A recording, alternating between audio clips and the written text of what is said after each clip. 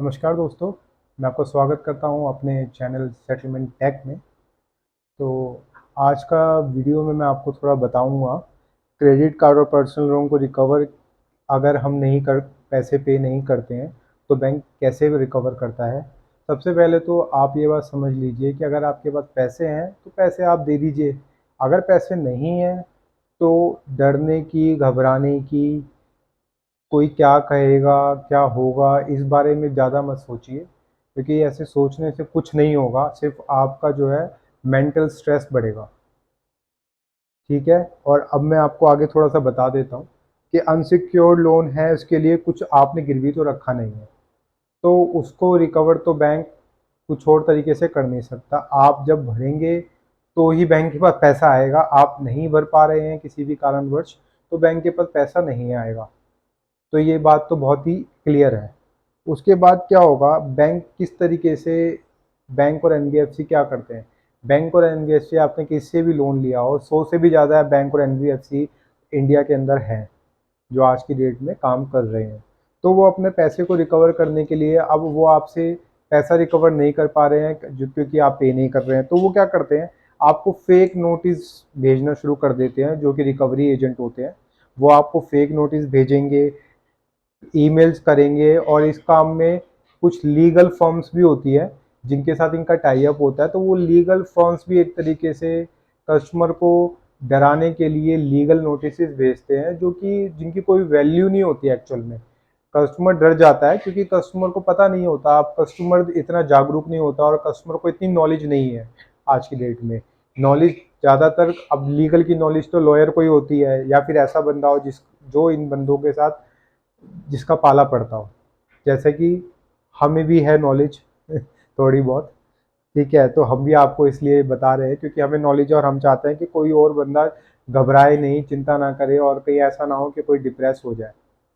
क्योंकि आप हाल ही में आपने देखा होगा कि ऐसा पहले हो चुका है कि लोगों ने घबराहट के मारे, डर के मारे, हैरेसमेंट की वजह से पूरी फैमिली समेत भी 4 लोगों ने सुसाइड कर लिया था। तो हम नहीं चाहते कि ऐसा किसी के साथ हो। तो इसीलिए हम आपको बताना चाह रहे हैं, आपको अपने राइट्स पता होने चाहिए, आरबीआई की गाइडलाइन पता होनी चाहिए, और जो कानून हमारे लिए बनाए गए हैं वो भी आपको पता होना चाहिए। तो इस तरीके के फेक नोटिसेस, ईमेल्स, मैं आपको थोड़ा सा दिखा देता हूँ कि किस तरीके के फेक नोटिसेस आते हैं। तो आप जैसे कि मेरी स्क्रीन पे अभी देख रहे होंगे, एक फेक नोटिस मैं आपको दिखा रहा हूँ। ये एक्चुअल में मेरे को व्हाट्सएप पे किसी मेरे व्यूअर ने फॉरवर्ड किया था। वो बहुत ज़्यादा घबरा गए थे और ऐसा ही नोटिस उन्होंने मुझे ईमेल पे भी भेजा था फॉरवर्ड करके कि भैया देखो ये ईमेल मेरे पास आ रहा है। तो ये जो है, एक एनबीएफसी कंपनी से उन्होंने 30-40 हज़ार का लोन लिया था। 30-40 हज़ार भी नहीं था, उससे भी कम अमाउंट था। पर क्या है, वो लोग जो है उनको हैरेस कर रहे हैं और एक तरीके से उनके साथ फेक नोटिस भेज रहे हैं जिनकी कोई वैल्यू ही नहीं है। आप इसमें देख सकते हैं, इसमें लिखा हुआ है criminal complaint under section 34 120B 403 409 419 420 468 and other applicable provisions of the Indian penal code 1860। तो इसमें आप देख सकते हैं कितनी सारी ही धाराएं इसमें लिखी हुई हैं, जिसमें से एक भी धारा जो है ना, वो इसमें लागू नहीं होती है। स्पेशली इसमें जो 420 की धारा लगी है ना, वो तो इस पे लागू कभी भी नहीं हो सकती है। 420 की धारा तब लगती है जब आपने कोई फेक डॉक्यूमेंट दिए हैं या उन डॉक्यूमेंट के साथ कुछ छेड़खानी की हो, उसके बाद आपने वो डॉक्यूमेंट सबमिट करके उन डॉक्यूमेंट के बेसिस पे आपने आपने सामने वाले से लोन लिया है, किसी भी बैंक या एनबीएफसी से। और अगर आपके डॉक्यूमेंट गलत है तो आपको लोन मिलेगा ही नहीं, क्योंकि पैन और आधार से सब कुछ लिंक होता है।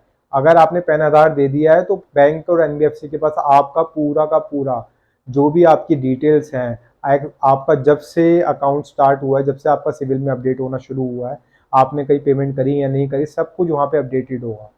तो ये तो एक तरीके से सीधा ही फेक ईमेल कह लीजिए, फेक व्हाट्सएप कह लीजिए, कुछ भी कह लीजिए, ये बिल्कुल फेक है, इसकी कोई वैल्यू ही नहीं है। उसके आगे आप देखिए, इसमें लिखा हुआ है section 66 and section 66D of the information and technology act 2000 of cheating. मतलब ये कहना चाह रहे हैं कि हमने, एक बंदे ने जिसने लोन लिया है वो आईटी के तहत कुछ छेड़खानी करी है, ऑनलाइन पैसे निकाले हैं एक तरीके से कंपनी के अकाउंट से, जो कि बिल्कुल ही, मतलब होता है ना, एक बोगस चीज होती है, बिल्कुल बोगस बातें लिखी हुई है इसके अंदर। cheated by personation by using computer resources, criminal breach of trust, criminal conspiracy मतलब एक कॉन्स्पिरेसी मतलब एक 20,000 रुपये लेने के लिए वो कॉन्स्पिरेसी कर रहा है कंपनी से, मतलब किस तरीके की बातें लिखते हैं। Will be launch against you as you have failed to pay your dues despite us sending multiple reminder letters, demand notices and messages. By lodging the above complaint, you could face imprisonment and also have to pay a fine.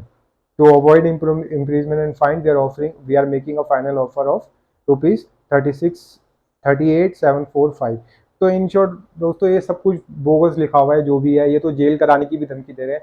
इनका बस चले तो ये कल एक और email ऐसे करके दे देंगे कि हम आपको फांसी पे भी चढ़ा देंगे, अगर इनका बस चले तो ये इस तरीके के मैसेजेस करना, ईमेल करना, कस्टमर को हैरेस करना है और कुछ नहीं है। उसके अलावा एक और कस्टमर ने मुझे ये भेजा था, आप ये देखिए, मतलब ये भी बिल्कुल फेक है, इसकी कोई मतलब बेकार चीज़ है, ये इसका कुछ लेना देना ही नहीं है। इसमें तो साफ साफ ये कहा जा रहा है कि भैया हम आपकी सैलरी अटैच कर देंगे अगर आपने पेमेंट नहीं की तो।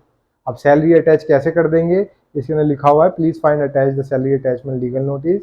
आपका ये अमाउंट है, 48 घंटे के अंदर पेमेंट कर दीजिए वरना कॉन्सिक्वेंसेस आपको फेस करने पड़ेंगे। Hmm the client has instructed us to obtain a garnish order. ये भी एक लीगल फर्म है जो कि पता नहीं कितनी लीगल है और नहीं है।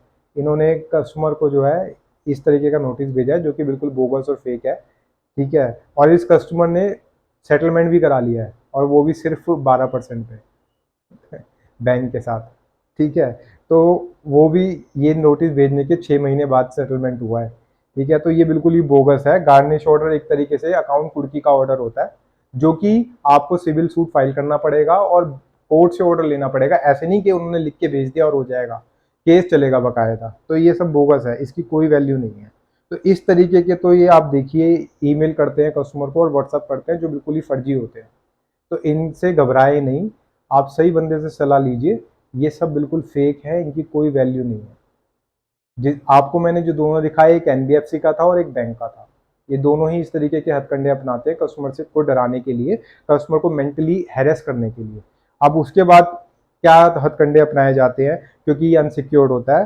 पुलिस वाले या लॉयर बन के कोई कॉल करेगा तो उसकी कंप्लेंट करनी है भाई साहब। पुलिस वाले भी बन के बात करते हैं और लॉयर भी बन के बात करते हैं ये लोग। एक दिन ऐसा भी आएगा ये जज बन के भी बात कर लेंगे। इन लोगों का कोई भरोसा नहीं है। पुलिस वाले बन के कॉल करते हैं, जज लॉयर बन के कॉल करते हैं और बोलते हैं कि जी फलाना बंदे ने पैसे नहीं दिए हैं, आपको पैसे देने ही देने हैं वरना जी हम आपका जो है केस आप पे लग चुका है, आपको तो भैया जेल हो जाएगी। अगर आप चाहते हो कि आपका कार्रवाई आगे ना हो तो पैसे दो। इस तरीके से ये कॉल करते हैं कस्टमर को हैरेस करने के लिए। तो इस तरीके की कॉल आए तो घबराने की जरूरत नहीं है बिल्कुल भी। कॉल को रिकॉर्ड कीजिए और उसके साथ साथ cybercrime.org.in पे इनकी कंप्लेंट कीजिए और बैंक को भी भेजिए साथ साथ। ये इस तरीके से हमें रेस किया जा रहा पेमेंट के लिए। उसके बाद आता है जी ये इनकी सबसे बड़ी धमकी, जो इनका ब्रह्मास्त्र होता है जिससे सारे कस्टमर जो है डर जाते हैं, घबरा जाते हैं। 90% कस्टमर घबरा जाते हैं, डर जाते हैं जो ये पहली ईएमआई ना देने पे या पहला क्रेडिट कार्ड की पेमेंट ना देने पे, फर्स्ट मंथ जो होता है उस पर पेमेंट नहीं जाती। तो उसके बाद इनका सबसे बड़ा हथियार ये होता है कि होम विजिट कराने की धमकी देते हैं। अगर ऐसी कोई धमकी आपको दे रहा है फ़ोन करके या मैसेज करके व्हाट्सएप पे, तो भाई साहब उसको है ना डरिए मत, उसको बोलिए कि भाई साहब आ जाइए, कॉल करके आइए और अपना आईडी कार्ड लेके आइएगा और ऑथराइजेशन लेटर लेकर आइएगा, वरना ना थाना बगल में है हमारे घर के बिल्कुल नज़दीकी में पुलिस स्टेशन है हमारे। अगर आपको आना है ना इसके बिना मत आ जाइएगा वरना पुलिस स्टेशन बगल में है। बाकी आप समझदार हैं। तो अगर आपको ये सब पता है, अगर आपने ऐसे बात कर ली तो कोई आपको परेशान नहीं कर पाएगा। पैसे नहीं है तो नहीं दे पा रहे, कोई बात नहीं है, आप परेशान ना होइए और ना चिंता कीजिए। यही पर्पस रहेगा मेरा और ऐसे ही मैं आप लोगों को जानकारी देता रहूँगा, अवेयरनेस फैलाता रहूँगा और आपको आपके राइट्स के बारे में बताता रहूँगा। चिंता मत कीजिए और बिल्कुल स्वस्थ रहिए और इन रिकवरी वालों के साथ ऐसे ही पेश आइए, जैसा वो आपके साथ कर रहे हैं बिल्कुल वैसा ही आप उनके साथ कीजिए। नमस्कार। आपके लिए अगली वीडियो में फिर से मैं कुछ नया लेकर आऊँगा।